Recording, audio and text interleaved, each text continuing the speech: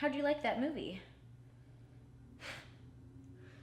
It was pretty intense. Hi guys, my name is Tamara Chambers and this is Tamara's Never Seen, and today I am watching Jaws for the first time. This has been one that I knew I was gonna have to conquer at some point during this show. I've been putting it off. It's a shark movie, right? Like, I don't know, not very excited. I wasn't very excited about it. But I was surprised. We'll get into it. But yeah, I'm gonna watch Jaws with Ike. I already did, this is just the intro, guys. Tamara's Never Seen. It's the magic of filming. Anyways, yay! So loud. So the movie starts off with a group of like high school kids, college kids, I don't know, smoking weed, playing guitar, drinking beer, making out at the beach. Brings me back. Just kidding. I was too busy in that high school production of Seussical the Musical to do anything that was illegal. So they're at the beach and this girl flirtily jumps in the ocean with this guy. She's like, chase me, and she runs down the beach and she starts swimming. Like, that is not how I flirt. There is no physical activity or sports in my flirting. So if we're doing sports together, chances are I'm not flirting with you. So just like a heads up. Oh my God, and then she just starts getting drug under. Oh shit. Oh no! Like, okay, I knew this is where this was going, but oh no! So they wake up the next day and you see the police chief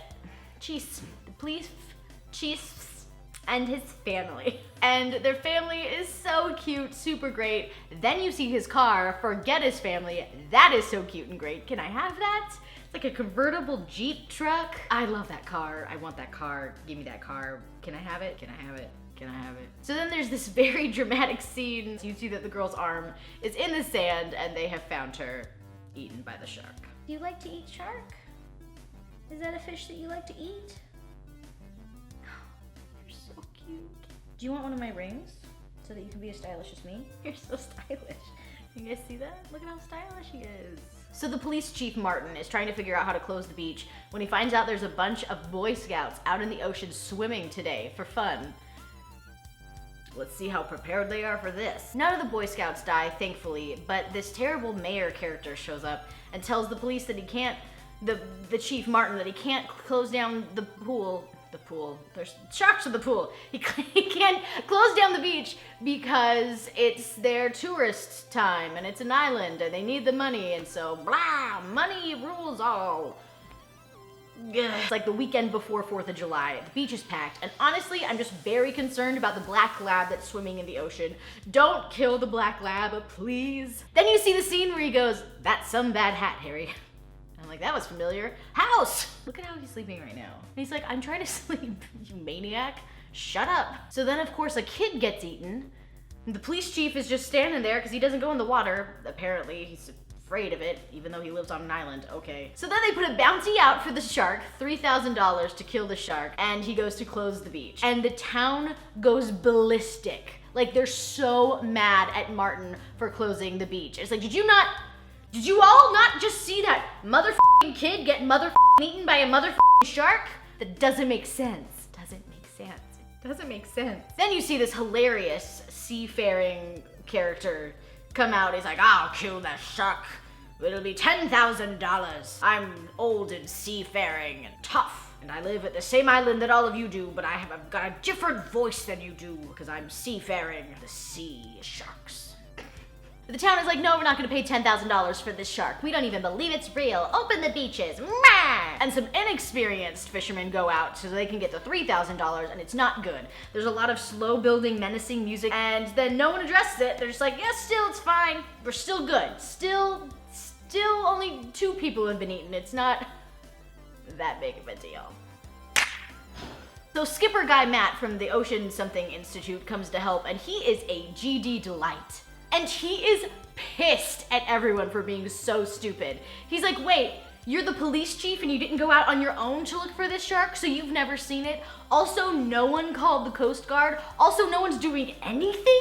So then one of the random fishermen catches a shark, obviously not the shark, and Matt is not impressed.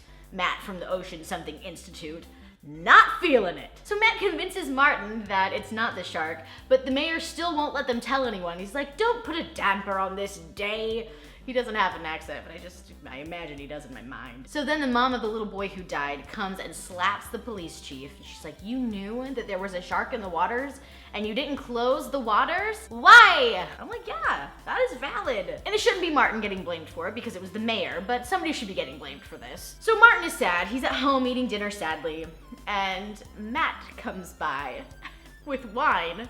And he pours wine, he's like, how was your day? It's like, this is like relationship goals. Like, are they falling in love right now? I love them. Is that a thing that's been addressed in a lot of other like Jaws forums? That Matt and Martin are the best love story of all time? Cause it should be. And in their love, Matt motivational speaks the crap out of Martin and gets him to go out on a boat, even though he's afraid of the water because he drowned as a kid. So much backstory. He finds this awesome huge tooth, proving that it's a great white shark, which is not common for where they are. And then he also sees a dead man. So then he drops the tooth because dead man.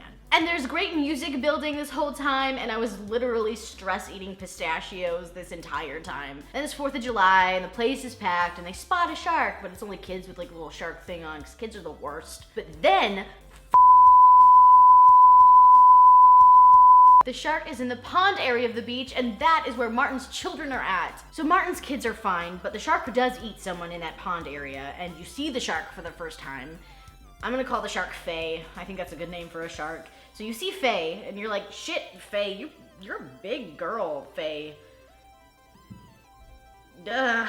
The ocean is so scary, you guys. So they finally come to their senses and they hire the seafaring hilarious guy. His name is Quint. And they go out on the ocean. Quint, Matt, and Martin.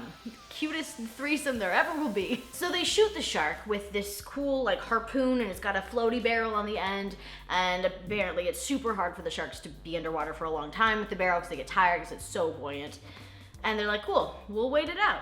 We got one barrel on them, let's just keep it out going. And so they go in and share wonderful, scary stories about sharks together. Adorable, sweet. No, come back. What's the longest you ever sat next to me for a Tamara's never seen? Go back to my normal place now.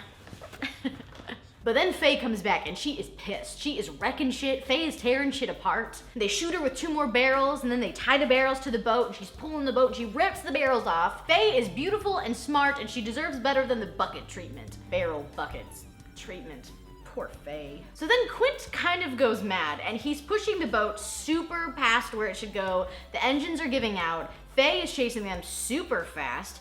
And the engines give out and the boat starts sinking. It's very stressful, stakes are high. So then Matt goes in this terrible cage of death, and he's got poison for the shark, and they jump in, and then Faye knocks the poison off of the cage and then starts eating the cage, and you think that Matt is a goner, but Matt goes and hides under a little barrier reef thing. You know, one of those, you know, barrier reefs, one of those. Then Faye jumps on the boat and eats Quint. And it's horrific. It is horrifying. She's chomping on him. And oh God, Martin is like watching it happen, and he's afraid of the ocean and the water, and this is just the worst case scenario for him or anyone in the world, except for Faye. Faye gets a meal, so it's good for Faye. And at this point, Martin thinks he's alone. He thinks that Matt has died, and he definitely saw Quint die. And so the boat is sinking. He doesn't like the water, and there's this giant man-eating shark. So it's a great Tuesday. The whole boat is underwater, and he's like on the very top, and he's shooting at Faye, and then he finally gets like this gas tank like in her mouth, and then shoots that, and she explodes, and it's flipping awesome. He's like, smile, you son of a bitch.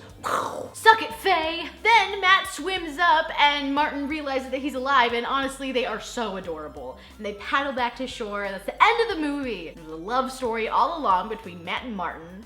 They're adorable. John Williams is incredible. The tension that he builds with his music is just, so good. We all know this already, but gosh dang. You think you go into this movie thinking that you know exactly what it is, because you do. It's a flippin' Shark Attack movie. Like, I know what was going to happen. I knew, but it was really well done. I am really glad that I finally watched it. I think there's like other movies, other Jaw movies. I won't be watching those, I don't think. So next week I am going to do a movie that I kind of wanted to do for Tamtoberfest and didn't get a chance to. Creepshow. Doug told me about it, and I'm very interested. It's piqued my curiosity. I guess it's 5 different little vignettes, and it's Stephen King, whatever. I'm very excited about that. Also that it's a less known movie, because I think people are getting a little upset that I haven't seen some of these bigger ones. And there are some bigger ones coming in December, so I'm gonna do one a little less well known for next week. But to kind of offset the upsetness that some of you are feeling, yesterday I posted an episode of Tamara Has Seen on my personal channel, Tamara L. Chambers at youtube.com, just explaining one of the movies that I grew up with that I really enjoyed and why I enjoyed it. Not really reviewy, just a little reviewy. Whatever, guys. It is what it is. But anyways, thank you for watching this video. Tune in next week for Creepshow, Stephen King, spooky. I'm very excited. You guys are awesome. Talk to you soon.